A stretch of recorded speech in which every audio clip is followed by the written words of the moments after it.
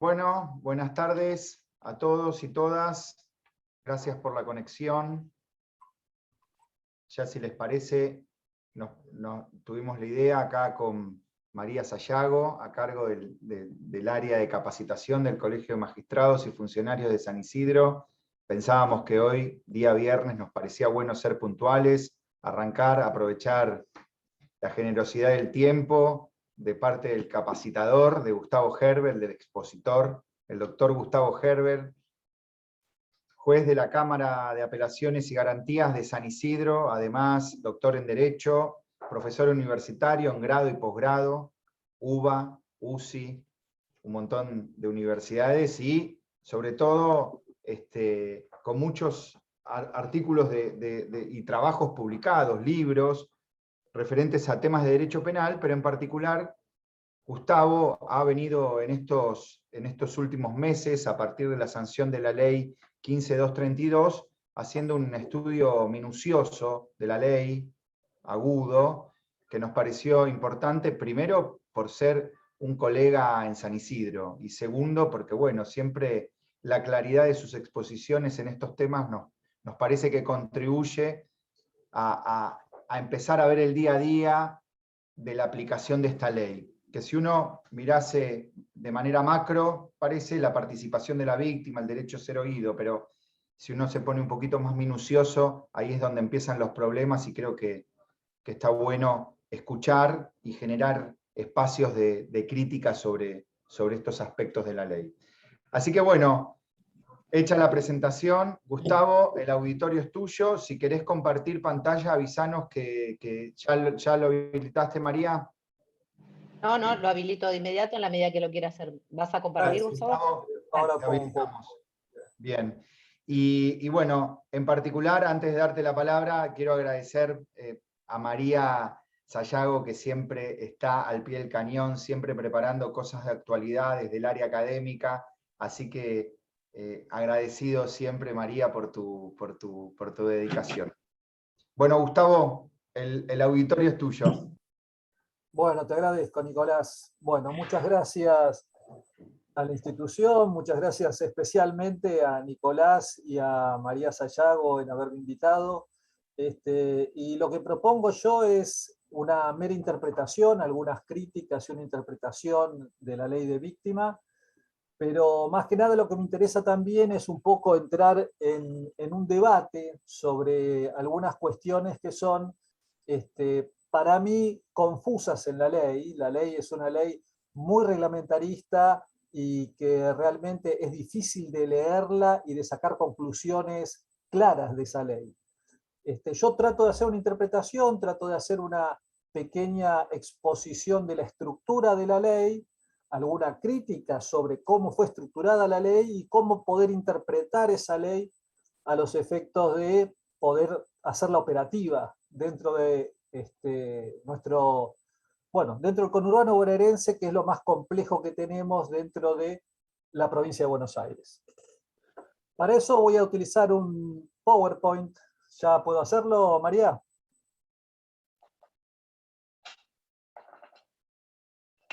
Bien. A ver,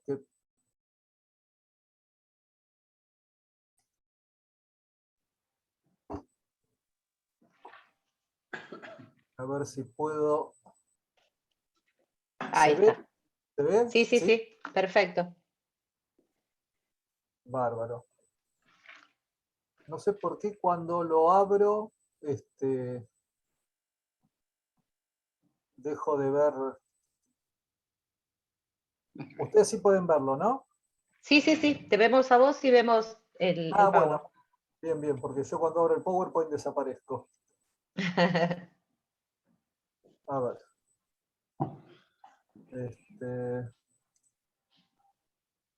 Ahí vamos. Bueno.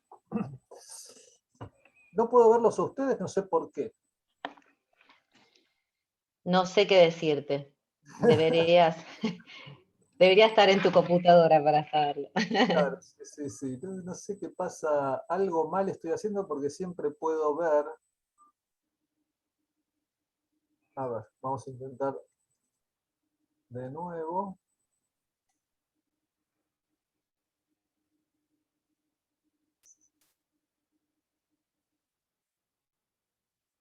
A ver, vamos a intentarlo de nuevo.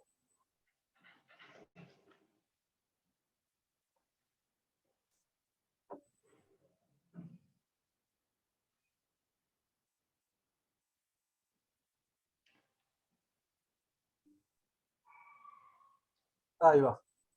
Ahí creo que lo logré. Muy bien. Sin mucha seguridad. Ahí vamos. Bueno, ¿cómo yo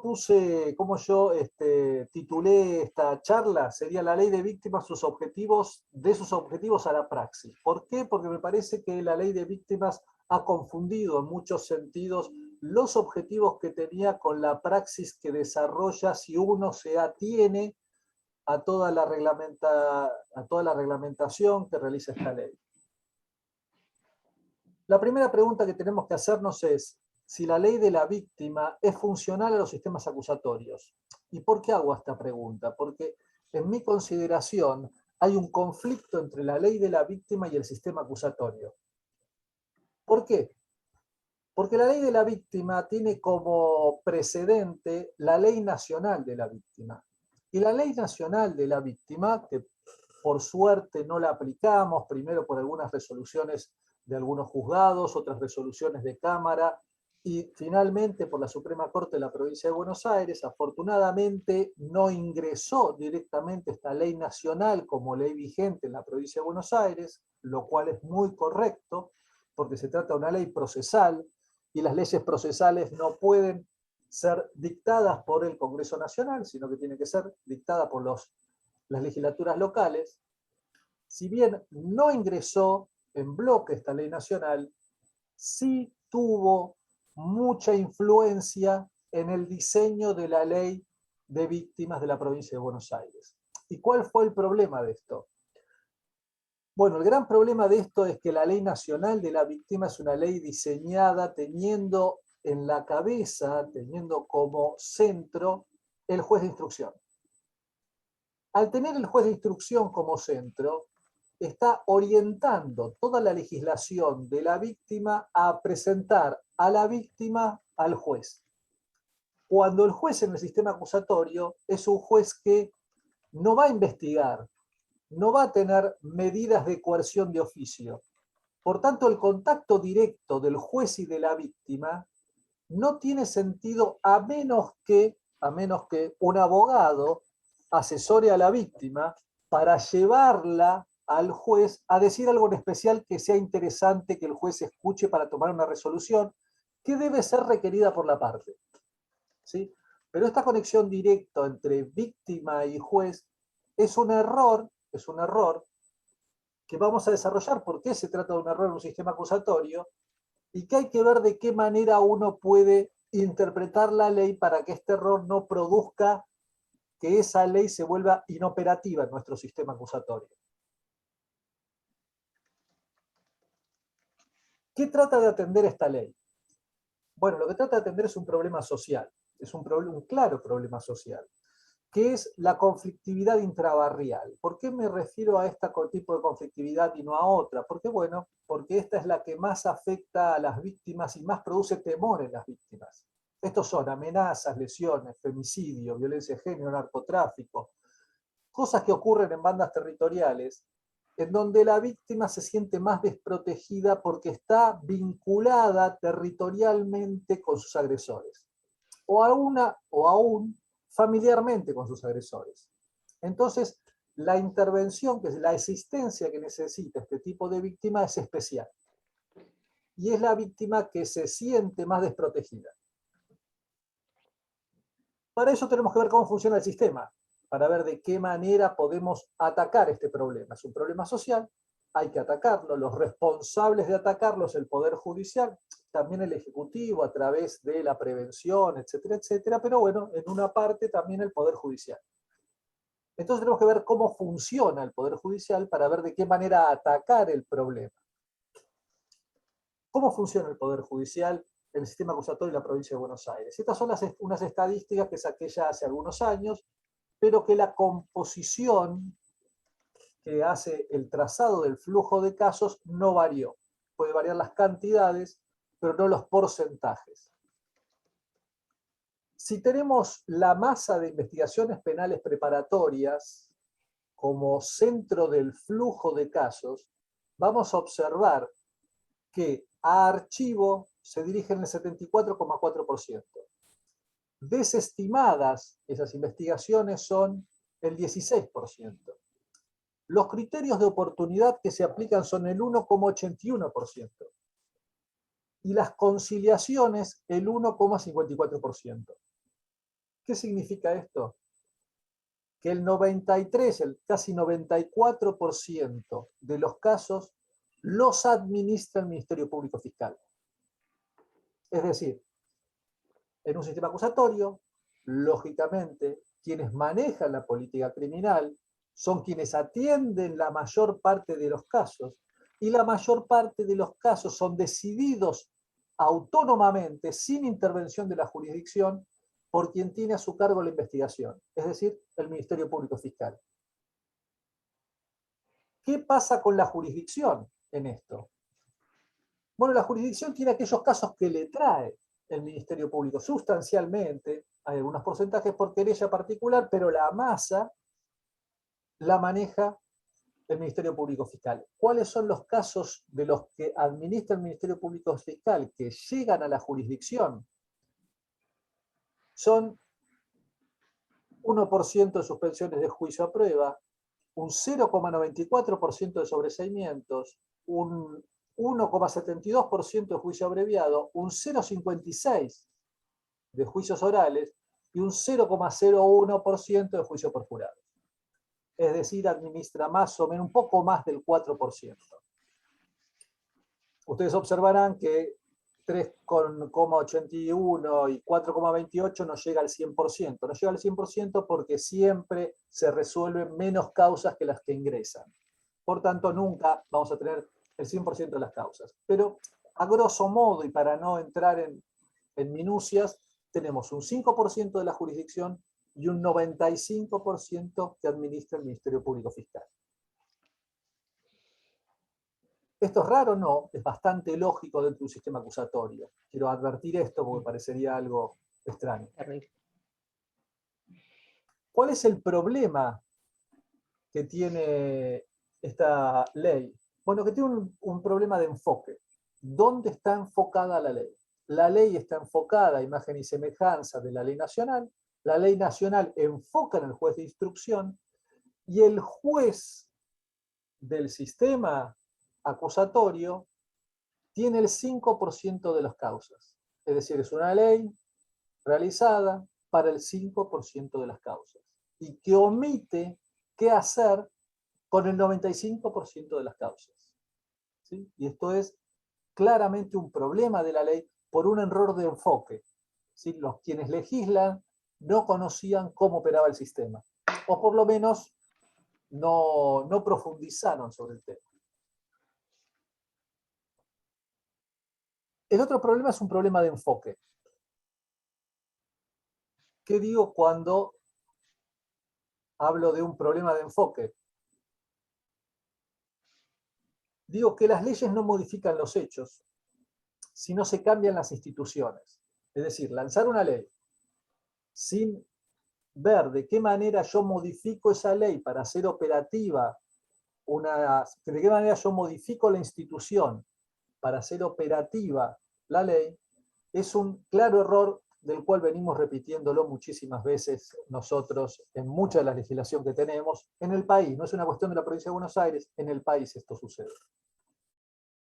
¿Qué hacen las instituciones cuando recibe leyes que no tienen un cambio en sus instituciones? Que no operan propiamente sobre la institución. Y lo que hacen es tergiversarla. Tergiversarla en el sentido de acomodarlas a sus estructuras. Es decir, si por una ley me quieren hacer generar cientos de miles de audiencias y yo tengo una estructura que es en realidad diseñada para administrar un montón de resoluciones escritas, yo voy a ver de qué manera puedo interpretar la ley, si es necesario tergiversarlo un poco para adaptar la ley a cómo es mi estructura institucional. Entonces, es algo muy común en Argentina, en Latinoamérica en general, crear leyes con montones de derechos que luego no se cumplen. ¿Por qué? Porque no hay una infraestructura que modifique las instituciones para adaptarlas a las intenciones de la ley. Esto me lleva al otro. La garantía solo opera si cuenta con la infraestructura adecuada. Vuelvo, multiplicar audiencias en un sistema de delegación, lo que va a terminar es haciendo que quienes tendrían que estar en las audiencias no estén y pongan a alguien a cambio de los titulares. Por ejemplo, comuniquen a las víctimas no con los protagonistas, es decir, con el fiscal, eventualmente con el juez, sino con algún delegado de ellos, llamados telefónicos, por ejemplo. ¿Sí? ¿Por qué? Porque hay una razón cierta de esto, no es por mala voluntad, es porque la institución está diseñada para tramitar de otra manera los conflictos, no en forma oral, sino en forma escrita. Entonces, si una institución está diseñada para eso, una ley no va a cambiar la institución. Porque las personas que están dentro de la institución lo que van a poder es adaptarse un poco, pero no se va a poder cambiar porque no hay infraestructura para cambiar. Otra cuestión es que nunca más de lo mismo es mejor. No es mejor en un proceso hacer decenas de audiencias en donde se lleve a la víctima a hablar con el juez, un juez que no puede investigar el hecho y que no puede investigar los dichos de la víctima, que hacer una sola o pocas audiencias, pero con la participación de los fiscales, o en su caso, el abogado de la víctima, que patrocine a la víctima, que asesore a la víctima, y sean ellos quienes comuniquen cuál es la traducción de la pretensión de la víctima o los intereses de la víctima al juez, para que el juez opere con requerimientos jurídicamente analizables, no simplemente con el temor de la víctima, sino con aquellas cosas que son traducidas por los abogados, justamente porque estamos trabajando sobre el derecho. Y otro error que entiendo en la ley es que solo ve a la víctima como persecución y no ve a la víctima en términos de justicia restaurativa, lo cual es muy importante y que en una ley nueva tendría que haber sido tenido en cuenta. Los sistemas acusatorios modernos son de doble vía. Una vía es la vía gnoseológica, es decir, la vía de conocimiento, el fiscal investiga para conocer el hecho y sus participantes, y la otra vía es la vía compositiva. El fiscal ve qué tipo de intervención es la más apropiada para resolver el conflicto y puede conciliar, puede realizar alguna forma alternativa del proceso para economizar energías institucionales del Ministerio Público Fiscal y para resolver de la manera más económica posible el conflicto que trae la víctima. En este sentido es muy importante tener formas de justicia restaurativa, porque estas formas de justicia restaurativa son interesantes para aplicar cuando son problemas intrabarriales. Porque la víctima, aun cuando consiguiera el castigo del imputado, el imputado va a volver a vivir al barrio de la víctima, muy posiblemente. Entonces, si nosotros no vemos el tejido social e intervenimos toscamente en un conflicto, podemos generar más violencia que la que venimos a resolver. Por eso las intervenciones que se realizan sobre la conflictividad, que tienen doble vía, una gnoseológica y otra compositiva, la vía compositiva es muy importante, sobre todo en los conflictos intrabarriales. Y esto ni siquiera fue visualizado por la ley. Y una ley de la víctima es importante que tenga por lo menos una aproximación a este problema. ¿Cuáles son los aciertos de la ley? ¿Sí? Primero, visibilizar a la víctima. Se moviliza a la estructura judicial, la sacude y dice, atiendan sus reclamos. Esta es la vocación política, digamos, que tiene la ley. Atiendan los reclamos de la víctima. Algo está fallando, atiendan los reclamos de la víctima. Mal orientado, con errores estratégicos, con el foco en el juez, en un juez acusatorio que no desarrolla actividad, pero por lo menos produce este impacto. Vean qué pueden hacer con la víctima. La segunda cuestión interesante es la creación de abogados de la víctima. Porque esto genera un control horizontal y externo para las causas. Horizontal es porque es en cada causa, no es vertical, como es la Fiscalía General respecto a los fiscales, sino horizontal en cada uno de los procesos. Puede participar un abogado de la víctima. Y esto es interesante, y más interesante aún es que sea el Colegio de Abogados, porque no es otra estructura estatal que puede terminar alineándose a las intenciones institucionales o a la comodidad institucional, en definitiva, o las capacidades institucionales que puede tener si fueran parte de la estructura estatal, sino que se trata de gente que viene de afuera. Abogados de la matrícula que vienen de afuera, que pueden empiojar la causa, como decía un juez tradicional de San Isidro, pero que le dan otra dinámica, ¿sí? Nos sacude. Es importante en tanto y en cuanto tengan la capacidad y sean idóneos, ¿no? Si no son un problema. Pero bueno, se supone que los abogados de la víctima tendrían que ser idóneos. Si son idóneos, es interesante que venga una energía de afuera, que tenga como matriz a la víctima, no pretensiones institucionales, porque el Ministerio Público Fiscal, si bien es el abogado de la víctima, no es solo el abogado de la víctima, sino que tiene una función institucional que tiene aparejado un diseño de política criminal, en donde los recursos se aplican según la capacidad del Ministerio Público Fiscal y según la importancia que el Ministerio Público Fiscal le dé a cada conflicto. Por tanto, puede haber conflicto entre víctima y Ministerio Público Fiscal. En este caso, traer a un abogado de la víctima no está mal, no está mal. Creo que es erróneo lo que hace la Ley Nacional de la Víctima, que pone al Ministerio Público de la Defensa a ser abogado de la víctima. Creo que es un error. Es un error. Está poniendo en el lugar menos indicado, en la defensa, un grupo de abogados que tendrían que perseguir al imputado que la misma defensa debería defender como Ministerio Público de la Defensa. Es un error. Es el mismo error que nosotros tenemos teniendo al procurador como cabeza de los defensores y de los procuradores. Es un error, es un error. No sé por qué terminó así esta ley. Bueno, sí sé por qué, porque el Ministerio Público de la Defensa de la Nación ya hizo varios de estos procedimientos previo a la existencia de esta ley. Bueno, y lo otro que tiene es legitimar las asociaciones. ¿Sí?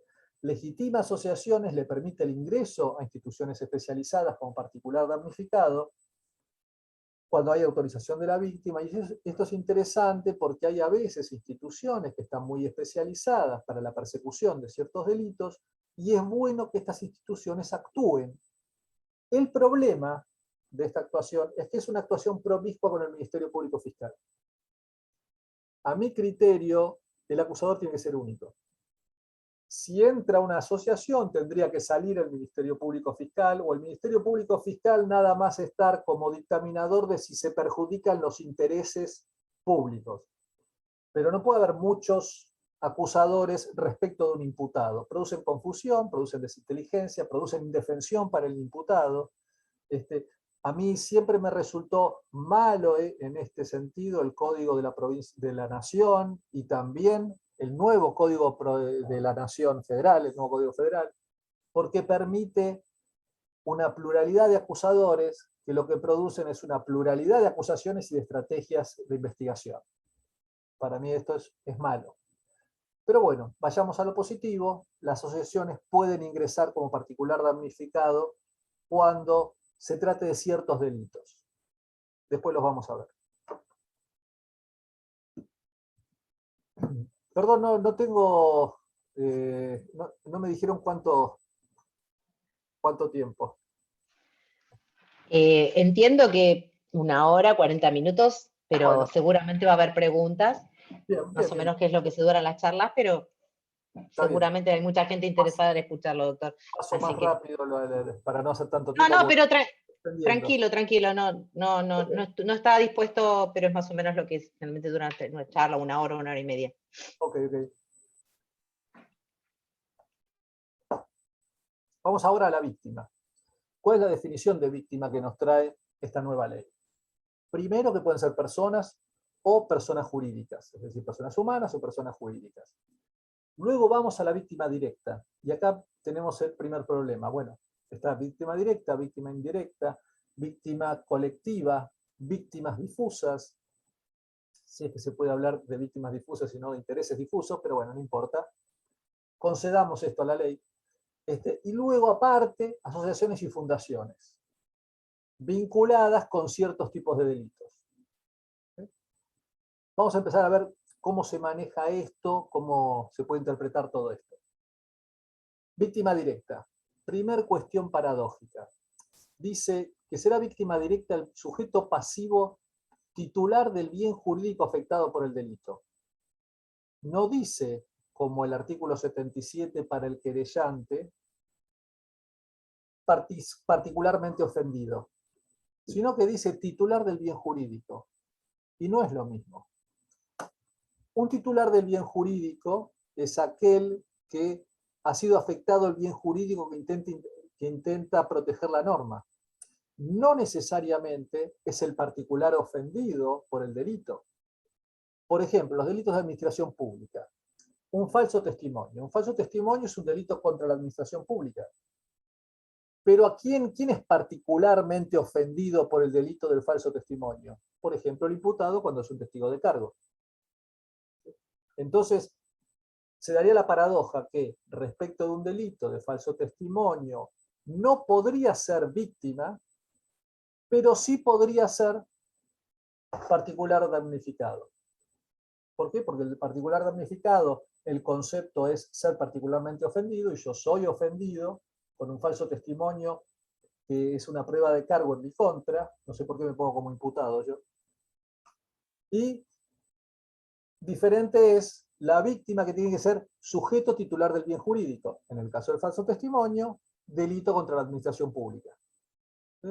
Ahí hay una desinteligencia que la resuelve mucho más fácil el Código de Procedimiento Federal.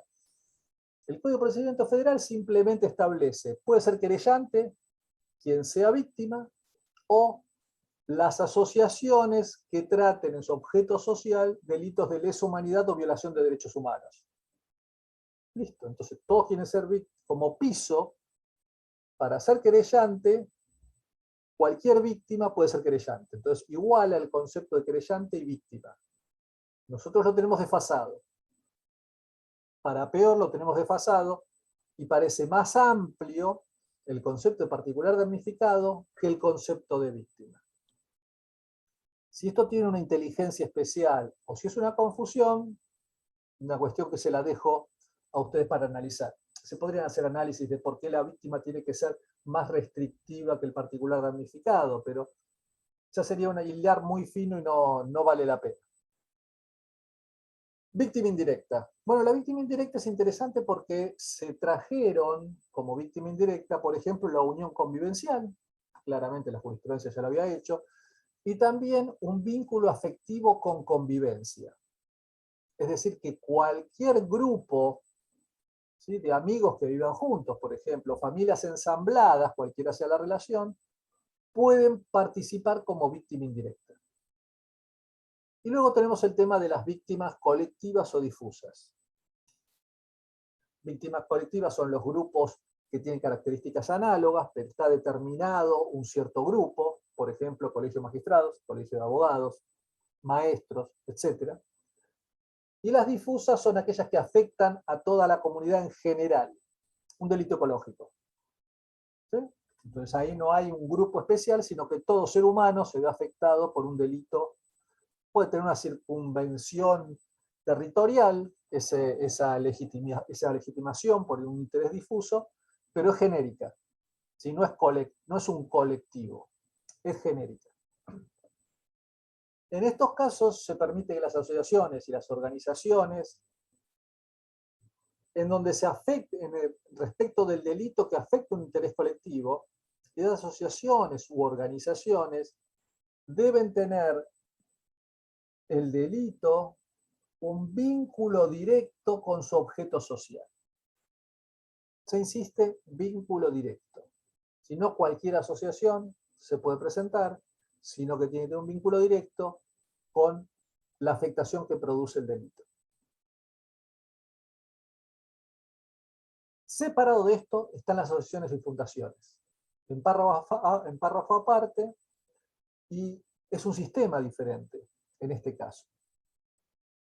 Estas asociaciones y fundaciones son aquellas que tengan un objeto social que atienda a delitos relativos a derechos humanos, violencia de género, femicidio, trata, medio ambiente. ¿Sí? Este ámbito es un número específico de delitos en donde las fundaciones que tengan como objeto social el tratamiento de estos delitos pueden ingresar al proceso, pero con dos condiciones. La condición 1 es que es previo traslado a la víctima, es decir, que la víctima tiene que autorizar a que se meta a investigar esa asociación su delito o el delito que le afecta. Primera condición. Segunda condición es que se tienen que constituir en particular damnificado. No pueden presentarse como víctima y quedarse como víctima. Tienen que ingresar como particular damnificado para este tipo de delitos. Es cuestión diferente a los casos anteriores.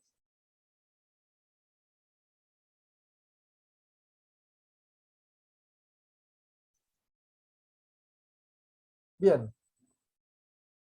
¿Qué problemas vimos hasta ahora? La ley opera en un 5% de los casos, no en el 95% de los casos que administra el Ministerio Público Fiscal.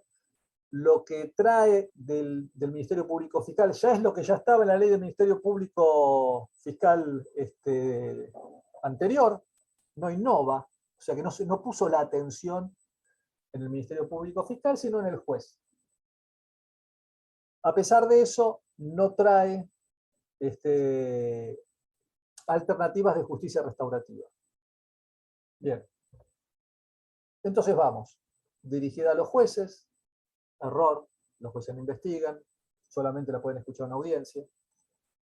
No se crean vínculos, esta ley no crea vínculos fuertes entre víctima y fiscalía, las analizan como si fueran compartimentos estancos, y hasta en alguna forma en una dialéctica de confrontación, cuando una ley de víctimas tendría que orientar de qué manera sirve la víctima como instrumento no, es titular del derecho, pero como forma de articular con el Ministerio Público Fiscal. Esto es lo que tendría que haber traído la ley. Si querían poner una ley, yo no hubiera hecho esta ley, realmente, pero si querían hacer una ley, el punto es cómo yo conecto a la víctima con el Ministerio Público Fiscal. ¿Por qué? Porque simplemente tiene el 95% de los casos administrados por ellos sin intervención de los jueces. ¿Cómo se puede hacer esta vinculación, ya que la ley no lo trae? Protocolos de actuación, en donde se analice de qué manera trabajar con ciertos tipos de delitos para beneficiar el trato a la víctima. Monitoreo de cómo se trata a la víctima. Audiencias con el fiscal, programar en cierto tipo de delitos, audiencias establecidas para el fiscal dentro de los protocolos. Esto se hace como a través de instrucciones generales, o en todo caso con la ley del Ministerio Público, que es la específica vinculada a los fiscales. El problema definitivo de esta ley es que no empodera a la víctima frente al Estado. ¿Sí? Porque solo habla de una estructura de abogados, una estructura que no la define. Salió la ley de reglamentación, pero no hay recursos establecidos, no hay nada claro todavía en esta ley, no se sabe cómo va a operar estos abogados. Y pueden ir a las audiencias estas víctimas sin asesoramiento. Y una audiencia sin asesoramiento no es útil. No es útil. ¿Por qué? Porque la víctima es... A ver, ¿qué trae la víctima? Trae sus temores, trae información, trae sus temores, trae los problemas que tiene, trae una acusación masiva respecto de un hecho, Pero eso, para que sea útil, hay que decodificarlo. Y esto es el trabajo que hacen los abogados. Y para decodificar a veces hay que investigar. La víctima nos puede decir hipótesis. Y a partir de esas hipótesis uno puede realizar investigaciones. Si esto se lo dice al juez, la víctima, ¿qué hace el juez con esto? ¿Investiga él? ¿Decide en base a lo que le dice la víctima? Si decide en base a lo que le dice la víctima, le tiene que avisar al defensor. Porque no puede decidir con información que no tiene la contraparte. Entonces, ¿cuál es la idea? Bueno, ¿cuáles son los objetivos entonces de la ley? Vamos a ver cómo podemos manejar esta ley, articular esta ley. Los objetivos deberían ser, o lo dice la ley en su parte de principios, empoderar y proteger a la víctima en el proceso. ¿Cuáles son los instrumentos que brinda la ley que nosotros podemos utilizar? Primero, información. ¿Sí? Esto es lo más importante. Información en el primer contacto de la víctima, a partir de un protocolo en donde se deba comunicar los derechos y cuáles son las instituciones actuantes en su caso. Y además, qué tipo de intervención puede tener la víctima. El segundo es establecer su interés. La víctima puede tener interés en conocer cómo va el proceso y nada más.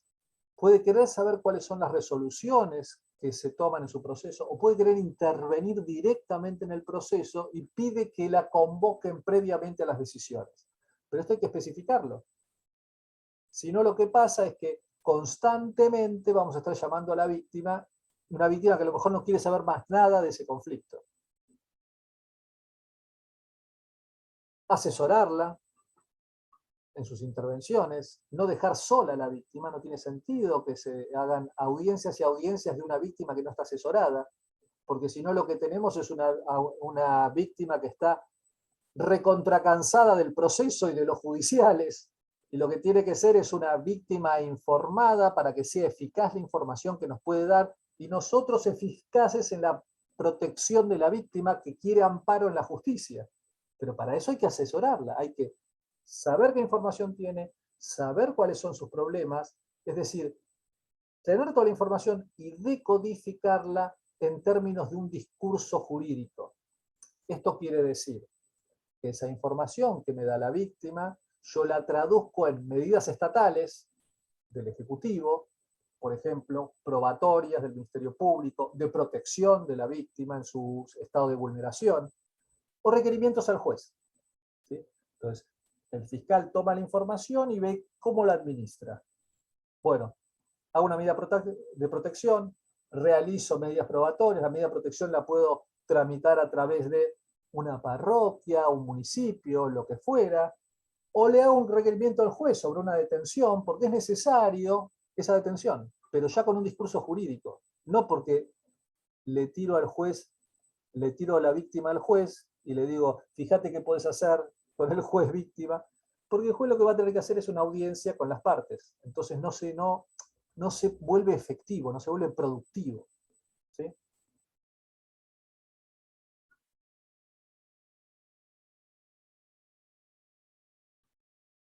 Bien, ¿cómo podemos interpretar entonces la normativa? Ya vamos a la normativa de la ley. Nos metemos ahora a sondear en la normativa de la ley.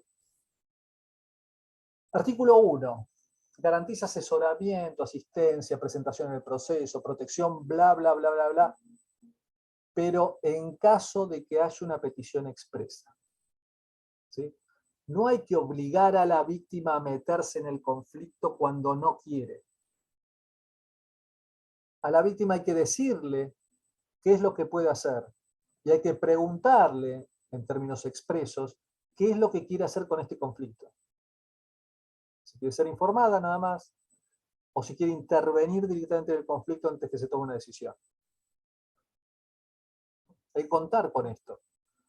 Porque si no, lo que vamos a hacer es volver loca a la víctima y tener poca producción, porque a lo mejor tiene buena información, pero está cansada de que la llamen 20 veces, como pasa con algunos testimonios, 20 veces, y el proceso no avance. Lo segundo es que esta comunicación, esta información, lo tiene que tener la primera autoridad de contacto. Esto quiere decir, básicamente, policía y Ministerio Público. Para esto hay que diseñar protocolos muy claros sobre qué es lo que hay que comunicar a la víctima. Sobre todo si esto lo va a hacer la policía, que es la primera autoridad de contacto. Y si lo hace la policía hay que decirle qué tiene que preguntar la víctima. Hacer un cuestionario y que el cuestionario sea un multiple choice por sí o por no, para que realmente la policía, sin pensar, sin siquiera pensar, pueda determinar qué es lo que quiere la víctima en forma de sí o no. Porque si no vamos a tener cosas muy confusas. Cada policía va a preguntar lo que quiere, cada uno lo va a interpretar como quiere, y cada víctima debe decir más o menos qué se le ocurre. ¿Sí? Se puede quejar, pero no decir qué es lo que quiere hacer. ¿Sí? Nosotros tenemos que sacar qué es lo que quiere hacer.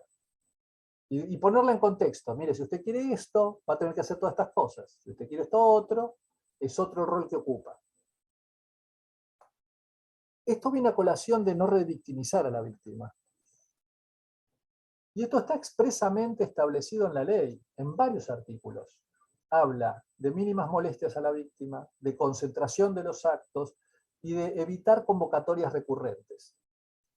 Todos estos artículos y todos estos principios hacen que nosotros tengamos que ser efectivos y no molestar a la víctima.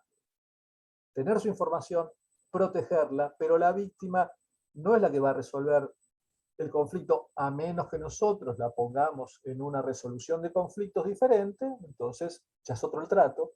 Pero si la víctima lo que quiere es la investigación del hecho y el castigo al culpable y su persecución, entonces nosotros no podemos meterla dentro del proceso y volverla loca para que tramite con nosotros el proceso. No, la víctima no tramita con nosotros el proceso. Nosotros tramitamos el proceso y tomamos la información de la víctima. La víctima puede opinar en el proceso, pero no volverla loca con cada incidencia. Porque si no se revictimiza. Otra cuestión interesante es qué pasa con la coerción. Bueno, la coerción queda en el fiscal, afortunadamente. No la puede pedir la víctima directamente. Ni siquiera cuando se presenta como particular damnificado.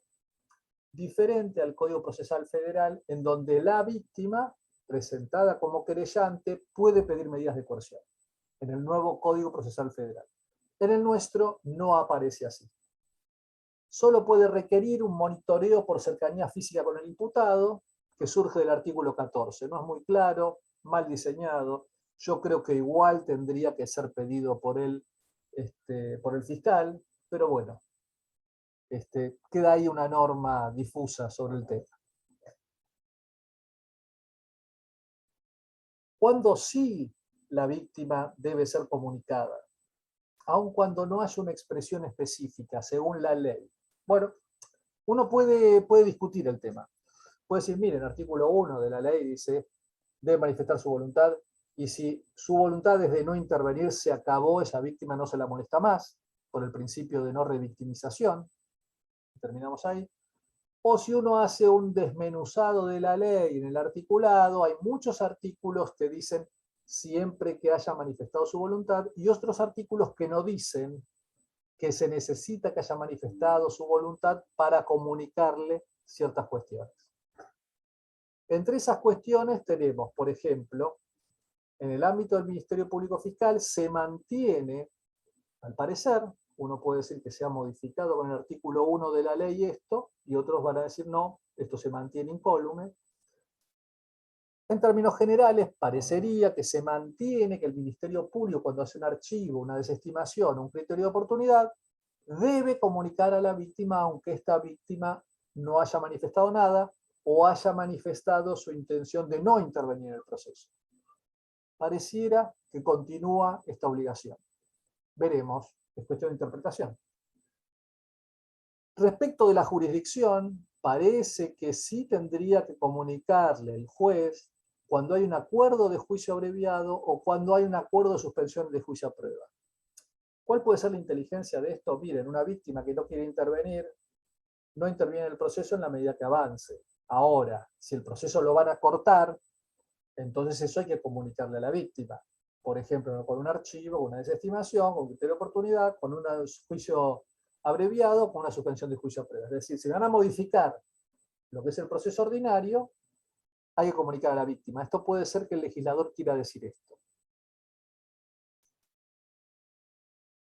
Yo entiendo también que hay una obligación de que cuando está en riesgo la víctima con la decisión que se adoptó, se comunique a la víctima. Hay varios artículos que ahí cito que uno puede vincular con esta obligación, pero me parece algo de política criminal importante que si nosotros tenemos a la víctima como un sujeto vulnerable y vemos que una decisión puede arriesgar, comunicar inmediatamente por más que la víctima no quería saber nada del proceso. Igual comunicarle, es una información útil para la víctima. Y la otra cuestión es que la víctima puede intervenir en cualquier momento. Por más que no haya manifestado explícitamente que no quería intervenir, se puede arrepentir en cualquier momento a intervenir. Y nadie lo puede evitar, porque no causa estado su decisión negativa, no presentarlo. ¿Sí? Es una cuestión que puede variar en cualquier momento. Bueno, ¿cómo esto fue tramitado en el departamento judicial, en uno en especial, en San Isidro? Bueno, primero hay una resolución de la Procuración General antes de la ley del 2020, del año 2020, en donde ya estaba hablando de que se deben los fiscales tratar de hacer efectivos los derechos de la víctima de la normativa vigente con su participación aún en los procesos en trámite. Esto parecería querer decir de que cualquier legislación que se produzca en beneficio de la víctima, aún en las causas en trámite, debe ser el Ministerio Público quien comunique a la víctima sobre sus derechos y sus posibilidades de participación. Parece que esto era el programa del Procurador General. La Fiscalía General de San Isidro le sumó más explícitamente, posterior a la ley, que debe ser notificada y se debe dejar expresa constancia del interés de la víctima en participar en el proceso, aún en los procesos en trámite. ¿Sí? Parece que dijo, bueno, la ley es confusa, pero porque no habla siempre de la primera autoridad de contacto, pero no habla de quién es el responsable de comunicar como se llama, los derechos de la víctima a las víctimas en las causas de trámite. La ley no define eso. En base a lo que dice el Procurador General, el Fiscal General de San Isidro entendió que, bueno, las causas en trámite también el Ministerio Público debe ser quien comunique. ¿Por qué? Porque es la autoridad de contacto más directa que tiene la víctima. Esto fue refrendado, por otro lado, por una resolución de la Cámara de Apelaciones y Garantías de San Isidro, que dicen, a los jueces le dice que deben quedar constancia de la voluntad de la víctima dentro de las actuaciones y que en su caso se le puede preguntar al fiscal sobre cuál es la voluntad de la víctima. Sí, de esta manera se cerró el círculo de quién hace la comunicación de la víctima de estos derechos.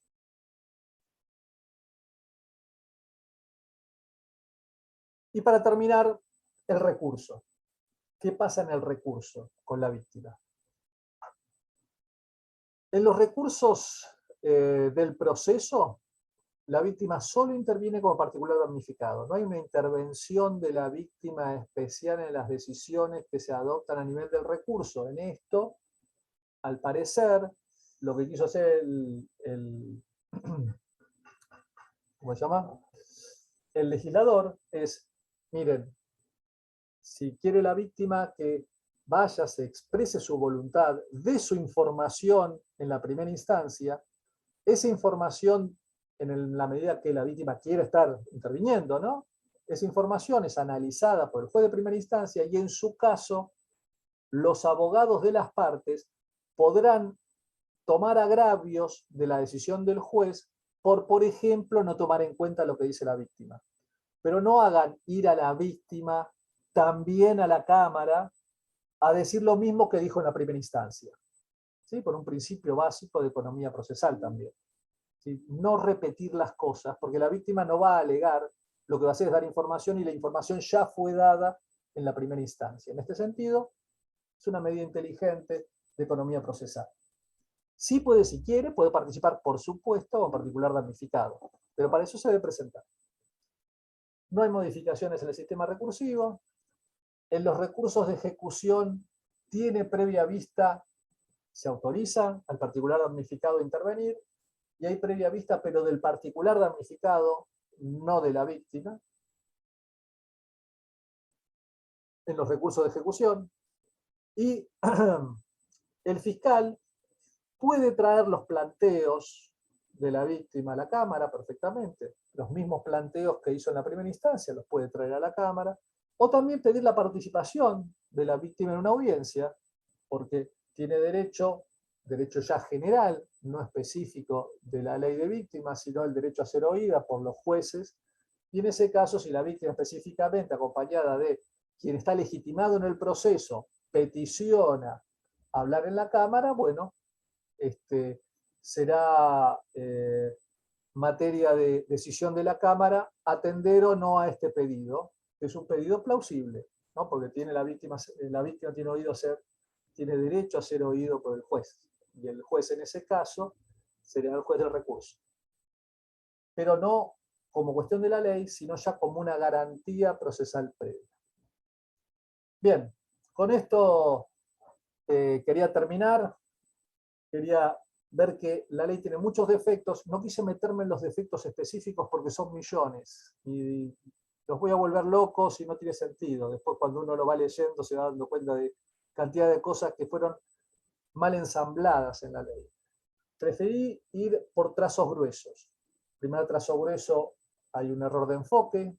Se enfocan en el juez y no en el Ministerio Público Fiscal, que es quien maneja la masa de causas, muchas de las cuales pueden quedar víctimas insatisfechas.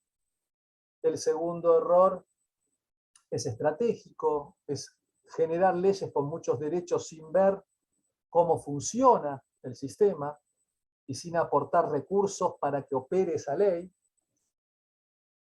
Y después hacer una interpretación más o menos plausible en base a nuestro sistema, en donde quien primero interviene, el Ministerio Público, sea el encargado de informar, que esa información permita establecer qué es lo que quiere la víctima, y las víctimas que no quieren estar en el conflicto sean separadas, o sea, no separadas, sino no molestadas, establecer qué es lo que quiere la víctima, y una vez que establece lo que quiere la víctima, esa víctima tiene que ser asesorada, no puede dejarse sola a la víctima en el proceso ni frente a la jurisdicción. ¿Por qué? Porque la jurisdicción de un sistema acusatorio no investiga, no hace nada, y solamente resuelve en base a requerimiento que no puede ser de la víctima porque no es un sujeto legitimado para hacer requerimientos, ¿sí? No puede requerir coerción, lo único que puede hacer es comentar sobre la causa, dichos que en todo caso tendrían que ser confrontados con la defensa y en su caso investigados si esos dichos tienen base probatoria o no. Para eso es el fiscal, quien hace una imputación sobre los hechos que puede probar. ¿Sí? Para eso la víctima tiene como primer abogado al fiscal.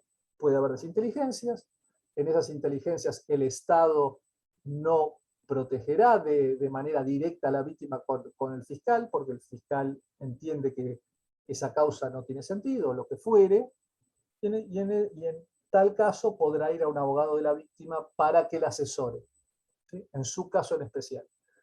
Pero como primera cuestión, comunicar a la víctima. Segunda cuestión, esa comunicación tiene que determinar cuál va a ser la participación de la víctima en el proceso, y luego esa participación ser asesorada, si no dejar a la víctima sola. Bueno, esto es más o menos lo que quería decirles, y me someto al debate, porque es una ley muy nueva en donde todos estamos experimentando. No sé si alguien en particular, no veo mensajes en el chat de preguntas, pero quien quiera hacerlas también puede levantar la mano y de esta manera le habilito el micrófono. Pero bueno, había algunos puntos que hiciste referencia en relación al tema de la falta de reglas en relación a la participación de los abogados, qué abogados, y creo que dejaste ver esta necesidad también de una capacitación en asistencia a la víctima en particular, porque citaste la palabra empiojar, y no dejamos de considerar, y esto también está previsto en la ley, que el Estado, en el caso de que la víctima no pueda pagarlo, tendrá derecho a reclamar que el Estado abone los honorarios, ¿no? Esto claramente va a generar interés en los abogados particulares, y yo si lo fuera también lo haría, en participar. Digo, ¿vos crees que eso tendría que estar debidamente regulado? ¿De qué manera? ¿Con Hay una capacitación? reglamentación sobre el Ujú. tema, la debo tener yo en algún lugar, una reglamentación sobre la ley de la víctima, específicamente casi que se dedica al tema del abogado de la víctima, y se habla de que estos abogados se tienen que presentar en el colegio de abogados del departamento judicial que se trate, tienen que tener una serie de cursos y deben ser aprobados como abogados de la víctima una vez finalizados esos cursos, y según también su currículum, supongo yo. Pero Ajá. esas ya son decisiones, son juicios de aceptación en esos listados que tiene el colegio de abogados en base a cursos que debe dar. Así que sí se Ujú, supone que van a tener una selección de abogados idóneos, ¿no? ujú, ujú. ¿Vos advertís en algún aspecto que hay como un exceso de generación de expectativas en las víctimas con esta sanción de esta ley? Digo, expectativa de justicia, ¿qué tipo de justicia pueden obtener? Creo que el exceso de expectativa está en las ONG que tratan el tema de la víctima. Las víctimas en general desconocen todo esto. Todo esto es una cuestión entre abogados y algunos abogados que además son políticos. Pero si uno dice en general lo que tiene la víctima es el problema de la impunidad que tiene quienes la victimizan, que es algo que se arregla con política criminal diseñada tanto por el Estado a nivel del Ejecutivo como por el Ministerio Público Fiscal. Ese es el problema de las víctimas. Si una ley soluciona esto, yo me parece muy dudoso que con leyes solucionemos las cosas. A mí me parece que hubiera sido mucho mejor trabajar directamente sobre el abogado de la víctima, trabajar con protocolos de actuación en el Ministerio Público, verificar con un monitoreo cómo esos protocolos benefician o no el tratamiento de ciertos conflictos, y así ir construyendo una política criminal en beneficio de las víctimas. Pero sacar leyes es un tema que me parece hasta contraproducente, porque con tanta cantidad de leyes lo que hacemos es supra reglamentar de manera tal que es tan confuso que al final es inoperativo. Y es un poco lo que pasa con esta ley de la víctima. No se sabe qué hacer con esta ley, realmente. Si uno hiciera algunas cosas que dice la ley, por ejemplo, ingresaría a procesos inconstitucionales. Por ejemplo, si el juez escucha a la víctima directamente y decide en base, tiene en cuenta lo que dice la víctima, y no convocó al defensor, estaría decidiendo en base a una información que no fue confrontada por el defensor, y por tanto sería una vulneración del derecho de defensa de juicio. La víctima dice, no, la persona viene todos los días adelante de mi casa, me tira piedras y qué sé yo. El juez no verifica nada porque no investiga. Le cree, por alguna razón le cree. Y entonces va y hace una medida de coerción. El imputado ni pudo defenderse. Ni pudo decir, no, es una mentira, yo estoy viviendo en el Chaco. No puedo hacer nada. ¿Sí? Hasta sería inconstitucional. Si uno no le interpreta, ¿no? Si uno no toma distancia y dice, bueno, la ley quiere esto, trato de interpretarla de una manera acorde a un proceso, a un debido proceso, ¿no? Si no lo hace así, puede entrar en torpezas grandísimas, porque la ley está hecha así. Está bien. Cristian, ¿querías hacer una pregunta? Cristian Gasquet. Sí, ¿qué tal? ¿Se me escucha bien? Sí, perfecto. Sí, ¿qué tal? Buenas tardes. Gustavo, ¿cómo te va? Bien, bien.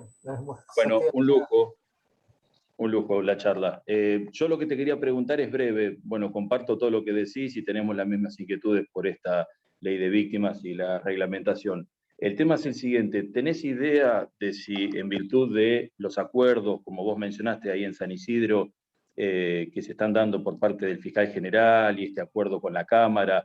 ¿Conocés que se esté dando en otros departamentos judiciales también una sintonía como la que vos pusiste? Y como segundo punto, ¿tenés idea también si a nivel de la procuración se está tratando de instruir a los fiscales que bajen en esa consonancia, como ese preacuerdo que en definitiva vos esclareciste que se está haciendo en San Isidro, porque no se está haciendo en otros departamentos judiciales? Entiendo que no es muy clara cada postura de los fiscales en cuanto a representar a la víctima, notificarlo, quién lo notifica y demás, y esta cuestión de participación en Cámara también. Quería saber si tenías algún otro tipo de información. Gracias, Gustavo, un placer.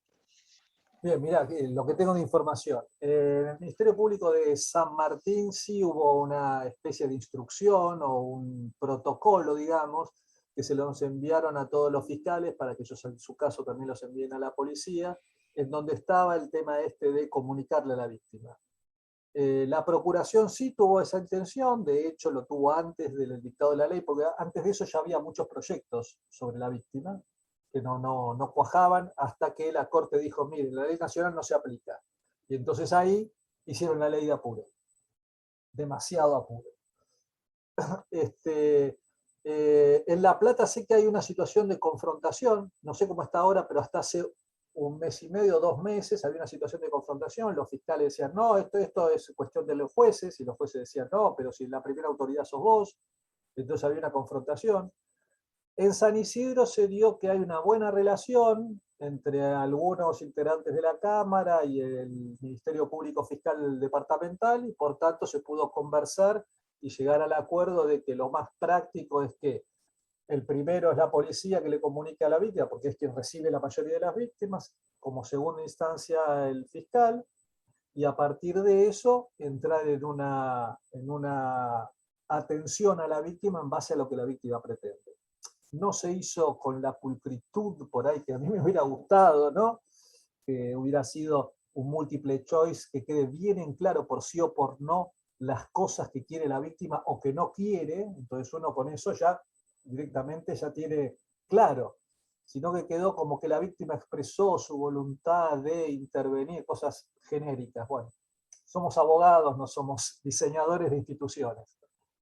Pero bueno, nos falta, a ver, nos sobran leyes y nos faltan prácticas. Ese es el problema que tenemos. Pero bueno, esto es lo que tengo noticia, de otros departamentos no conozco. ¿Alguien más desea realizar una pregunta? Parece que fuiste súper claro, Gustavo. Porque no les interesó. No. Lo que pasa que creo que la pregunta fundamental es esto, ¿no? ¿Quién empieza con este trabajo de hacerle saber a la víctima cuáles son sus derechos y su posibilidad de participar en el proceso y de qué manera?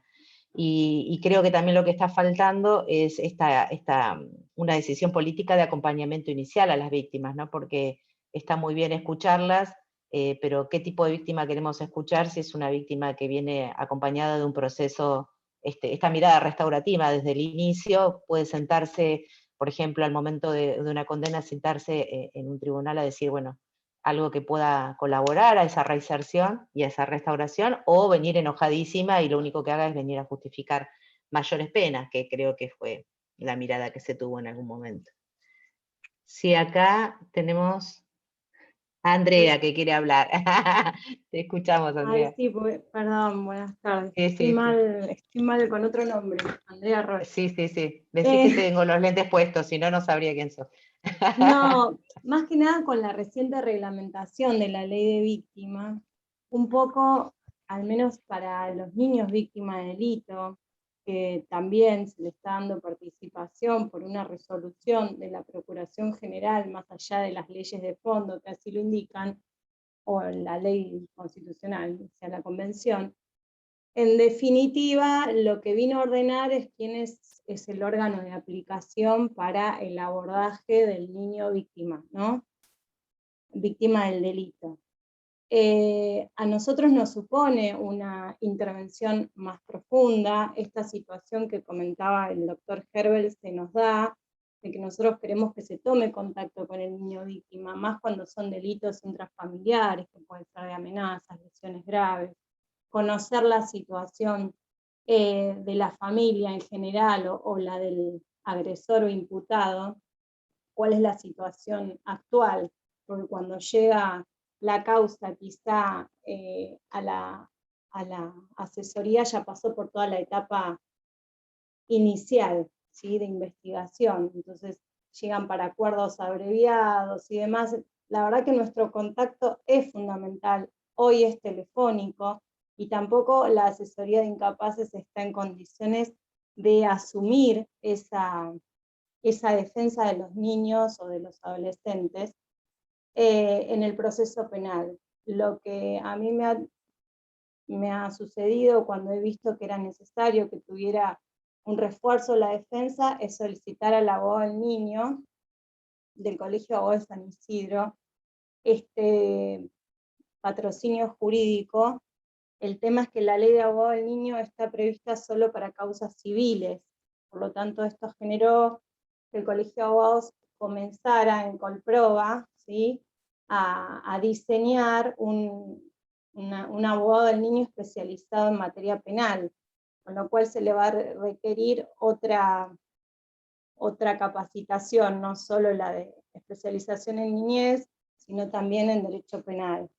Esto está siendo revisado y también creo que es necesario que lo tengamos en cuenta. Y quizá en esta ley también con la reglamentación del abogado de la víctima se pueda recurrir a ese modelo que ya lleva años instalado y que funciona muy bien con la figura del abogado del niño, que es similar a lo que se quiere hacer con la figura del abogado de la víctima. Eso no quería decir. Sí, yo si me preguntaran qué prefiero, una ley o una institución, yo siempre prefiero una institución. En el mundo anglosajón hay muy pocas leyes, pero hay muchas instituciones. Instituciones con prácticas de tiempo y que se van modificando según las diferentes coyunturas, porque ellos se fijan en la praxis y no se fijan en los principios para generar grandes leyes que reglamentan principios. Lo que se fijan es cómo yo hago para que estos derechos se hagan efectivos. Ese es el problema.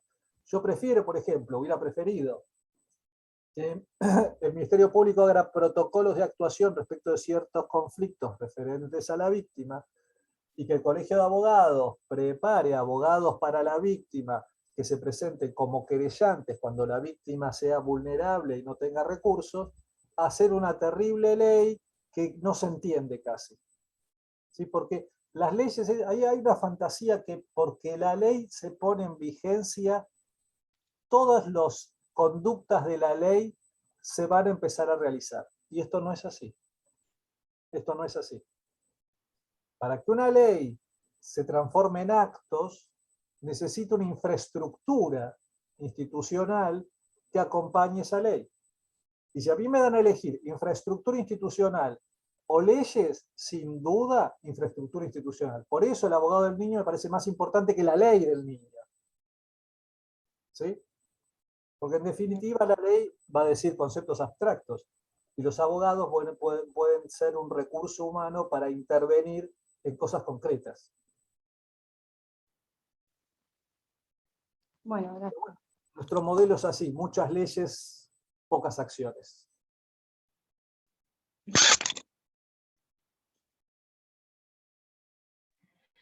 Cristian, ¿tenías otra pregunta? Sí, solamente para completar, porque justo había un silencio y una colega dijo algo. No, solamente decirle que acá en el centro de reentrenamiento para la policía, también como, digamos, el primer interventor o interviniente o respondedor, como le llaman, que es la policía ante algún hecho en contra de la víctima, algunos nos estaban hablando de que ya había como una especie de protocolo para ir enfocando, a ver si se instaba a la víctima a participar en el proceso y eso. O sea, quiere decir que alguna bajada de línea por parte del ministerio hay como para que ya la policía empiece en las primeras actuaciones a consultar a la víctima cuál sería su interés en el proceso y ser notificada. No lo tengo en claro todavía, pero preguntando a algunos de los cursantes, salió ese tema la semana pasada. Por ahí también era para aportarlo, si sabía también Gustavo algo respecto del Ministerio de Seguridad, si hay una bajada de líneas. No, no sabía, pero es muy interesante. Espero que no sea para descargar en otra institución los problemas, sino que sea realmente para administrar los problemas, ¿no? Porque nosotros tenemos otra costumbre.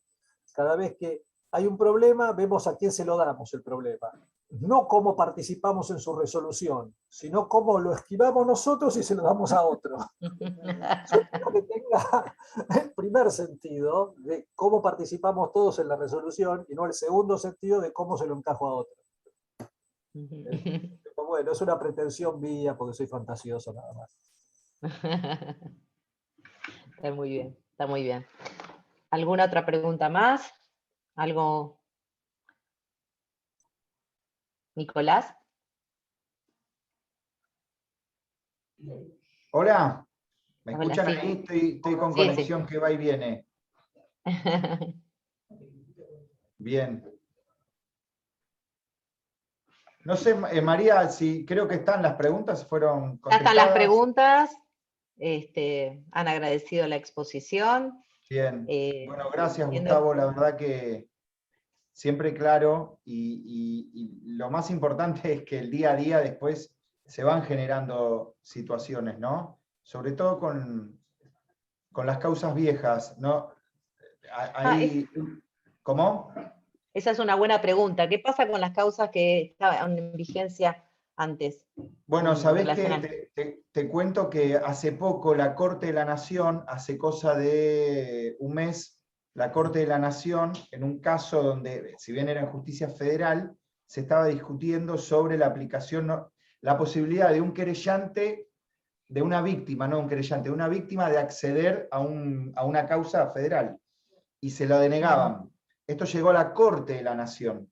La Corte de la Nación, cuando se sanciona la ley de víctimas, dice, bueno, este planteo es abstracto, lo cual, si bien no resuelve el tema, sí deja ver que todo lo que está pasando, y sea del año que sea, tiene que volver a generarse, digamos, todo el trámite que establece la ley. Y yo no sé hasta qué punto puede llegar a ser sano con la revictimización también, ¿no? Porque una cosa es, yo quiero estar informado, yo quiero participar un día tras otro, me mantienen al tanto, cierro un capítulo, pero después de 15 años, 12 años, y hay causas abiertas, porque no solo es ejecución. Hace poco la Corte de la Nación, en el caso Expósito y otros fallos recientes donde nos critican al proceso penal en la provincia de Buenos Aires por las demoras, significa víctimas en permanente contacto con el sistema, lo cual también no sé si parece acertado. La reglamentación obviamente de esto no se ocupó,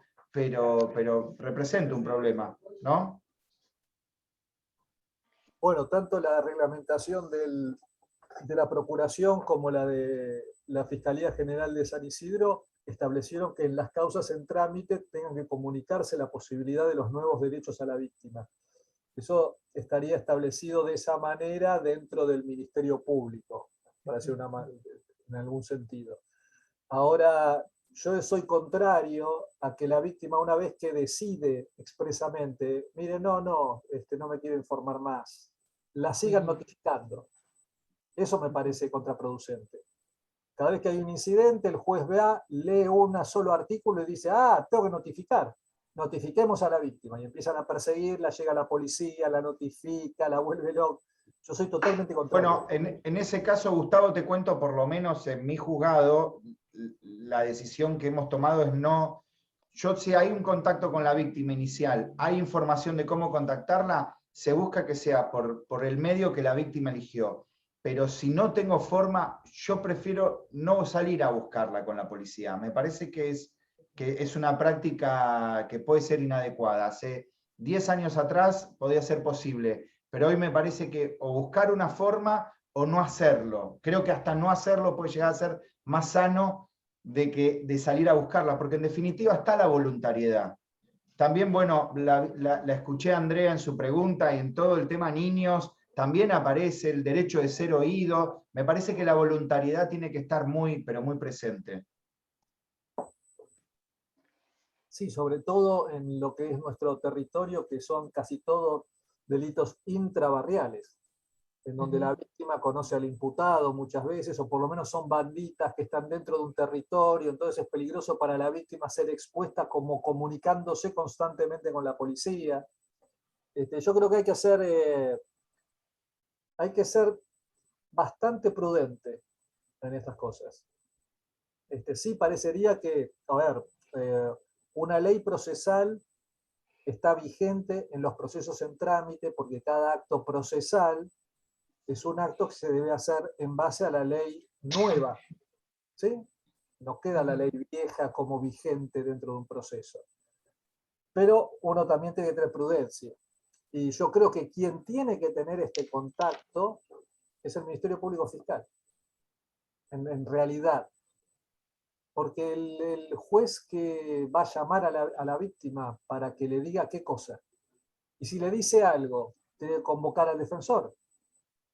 Y a lo mejor la víctima no quiere saber nada. Yo sería muy prudente con ese tema. Sería muy prudente. Bueno, ahora sí. Creo que ya terminamos este viernes a descansar del fin de semana. Te agradecemos muchísimo toda la exposición. Fuiste súper claro y bueno, nos veremos en la cámara después. Bueno, Todo. muchas gracias. Y me encanta dialogar con la gente del departamento, sobre todo, que podamos discutir Sí. cosas. Sí, En las sí, más audiencias, vale. las víctimas nos vamos a ver. Nos peleamos, pero nos conocemos, Claro. aunque sea por Zoom. Sí, aunque sea por Zoom, aunque sea por Zoom. Bueno, muchas Bueno. gracias a todos por asistir y bueno, los seguimos invitando a las futuras actividades que realice el colegio, ya sea estas o las de divertimentos, como va a ser la próximo día del magistrado, que ya, ahora ya me olvidé cuál día es, pero bueno, que están todos 15 de notificados. septiembre. 15. Gracias, 15 de gracias. septiembre, Día del Magistrado y la función judicial para los que están en el Colegio de Magistrados y Funcionarios de San Isidro, por Instagram, vamos a estar ahí presentes. Miércoles que viene. Mandan copetines por correo. Más o No, menos, no, más o menos. No, sorteos, sorteos interesantes. Lindos Sorteos premios, interesantes. Sí. Bueno, Bueno, a todos muchas gracias. Adiós. Adiós, gracias María. Chao, Gustavo, No, gracias a gracias. todos, gracias Gustavo, a todos. Hasta luego.